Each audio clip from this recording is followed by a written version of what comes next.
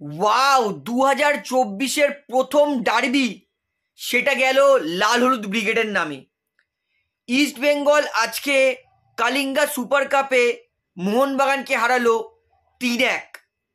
দুর্দান্ত পারফরমেন্স করেছে ইস্ট বেঙ্গল দল, নিজেদের নার্ভ ঠান্ডা রেখেছে, নিজেদের মেন্টালিটি শক্ত রেখেছে এবং কালিঙ্গা সুপার কাপের সেমিফাইনালে পৌঁছে গেছে ইস্ট বেঙ্গল দল।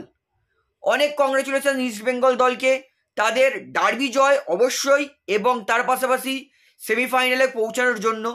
এবং প্রথম সেমিফাইনাল খেলা হবে জামশেদপুর ভার্সেস ইস্ট বেঙ্গলের মধ্যে। আশা করব সেই ম্যাচটাও ইস্ট বেঙ্গল জিতে ফাইনালে প্রবেশ করবে। তো ম্যাচে আসি, কথায় আছে ভালো অ্যাট্যাক ম্যাচ জেতায়, ভালো ডিফেন্স টুর্নামেন্ট জেতায়। আরও একবার প্রমাণ হয়ে গেল সেটা আজকে। মোহনবাগানের ভালো অ্যাট্যাক মোহনবাগানকে দুটো ম্যাচ জিতিয়েছিল, কিন্তু ইস্ট বেঙ্গলের ভালো ডিফেন্স ইস্ট বেঙ্গলকে নিয়ে গেল সেমিফাইনাল। মোহনবাগান ইস্ট বেঙ্গল আর সেই আগের মতো নেই যে মোহনবাগান আসবে ইস্ট বেঙ্গলকে উড়িয়ে যাবে। এইবার ইস্ট বেঙ্গলও চলে এসেছে নিজের পুরনো ফর্মে। এইবারে ইস্ট বেঙ্গলও ওড়ালো মোহনবাগান দলকে। 3-1 একটা দুর্দান্ত জয়। মোহনবাগান আজকে মেনলি ইস্ট বেঙ্গল অবশ্যই ভালো খেলেছে, তবে তার থেকেও বেশি নিজেদের ভুলের দোষে ম্যাচটা হেরেছে। কারণ যেইখানে ডার্বির মতো ম্যাচে 1-1 চলছে, সেইখানে 64 মিনিটে রাবি রানার একটা বিশাল বড় মিস্টেক, যেইখানে রাবি রানা এমন জায়গায় বলটা মিস করেছে যে সেইখানে বোরাহারেরা ছিল এবং গোলকিপার আর বোরাহারেরা 1-on-1 এমন জায়গায় রবি রানা মিস করেছে। সেইখান থেকে বোরাহারেরা শটটাকে কার্ল করেছে সেকেন্ড পোস্টে। তো যাই হোক, গোলটা হয়নি, পোস্টে লেগেছে, পোস্টে লেগে রিবাউন্ড গেছে নন্দা কুমারের পায়ে। নন্দা কুমার ডার্বির হিরো আরও একবার প্রমাণ করলো। সেইখানে ইস্ট বেঙ্গল দলকে 2-1 এগিয়ে দেয়। এবং থার্ড গোলটা বলবো আবার মোহনবাগানের তরুণ গোলকিপার আর্জ আনোয়ারের ভুলে। আর্জ আনোয়ার একটা সিম্পল গ্র্যাব করার বল, হাত থেকে বলটা লেগে ছিটকে বেরিয়ে গেছে এবং ক্যাপ্টেন ক্লেটন একদম সঠিক জায়গায় ছিল, বলটা ট্যাপ ইন করে ইস্ট বেঙ্গলকে 3-1 জিতিয়ে দিয়েছে। Wow wow wow, east Bengal আজকে সত্যি ওয়াও পারফরমেন্স দিয়েছে। এবং ডিফেন্সিভলিও ইস্ট বেঙ্গল এত ভালো ডিফেন্স করেছে। মোহনবাগান দলের আক্রমণের অনেক ঝড় এসেছিল, তাও ভালো ডিফেন্স থাকলে গোল আটকানো সম্ভব, সেটা প্রমাণ করলো। চাবুক ডিফেন্স করেছে মোহনবাগানের, একাধিক ক্রস শট সমস্ত ব্লক করেছে আজকে পারদো হিজাজি। আর অবশ্যই প্রশংসা করতে হবে নিশু কুমারের। ইস্ট বেঙ্গলের ডিফেন্স খেয়ে নিয়েছে মোহনবাগান দলকে, আর মোহনবাগান নিজেদের দোষে সেকেন্ড আর থার্ড গোলটা কনসিড করে ম্যাচটা কিন্তু হেরেছে। মোহনবাগান সমর্থক, মোহনবাগান দলেরও কিন্তু দুঃখ প্রকাশ করে কোনো লাভ নেই। মোহনবাগান ইকুয়ালি কিন্তু ম্যাচটা ভালো খেলেছে, তবে ইয়াং প্লেয়ার মোহনবাগানে বেশি ছিল, যারা নিজের নার্ভ ঠান্ডা রাখতে পারেনি, ভুল করে দিয়েছে ডার্বির মতো বড় ম্যাচে, আর মোহনবাগান গোল খেয়ে হেরে গেছে। তো ইস্ট বেঙ্গল দলকে অনেক কংগ্রাচুলেট। এইবারে আসি ম্যাচে। ডার্বি যেরকম আমরা দেখতে চাই সেরকমই ডার্বি হচ্ছিল। দুটো দলই কিন্তু শুরু থেকেই ইকুয়ালি অ্যাটাক করছিল, তবে প্রথম 20 মিনিট পুরোপুরি মোহনবাগান তাদের নামে গেছিল এবং যার জন্য মোহনবাগান 3 মিনিটে একটা গোল করে দিয়েছিল, কিন্তু এটা অফসাইড ছিল বলে গোল বাতিল হয়েছে। তারপরে মোহনবাগান ওই আক্রমণটাকে ধরে রেখেছিল এবং তার জেরে 19 মিনিটে ডিমি পেড্রাটসের কর্নারে হেক্টর ইউসতে বলটা জাস্ট পা লাগিয়ে 1-0 মোহনবাগানকে 19 মিনিটে এগিয়ে দেয়।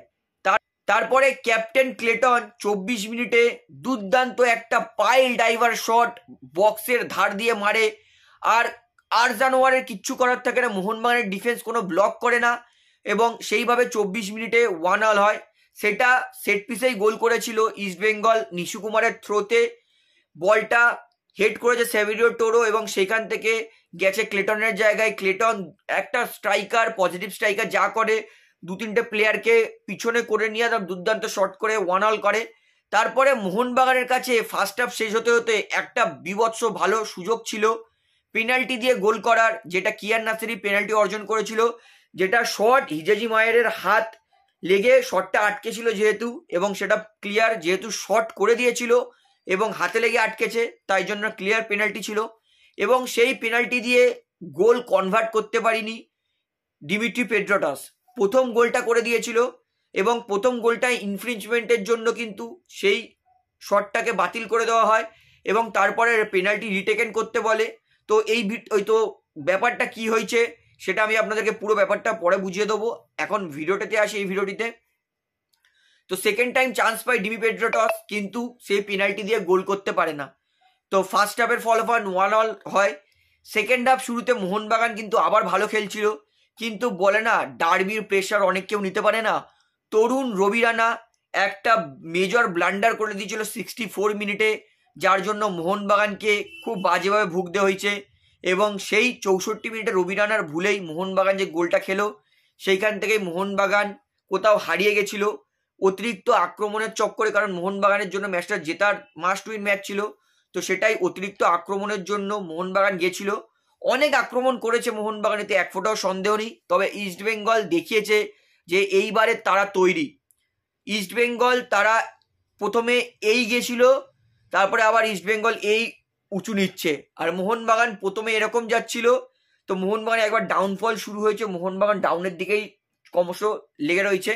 তো দেখা যাক মোহনবাগান আবার আপ কবে ওঠে।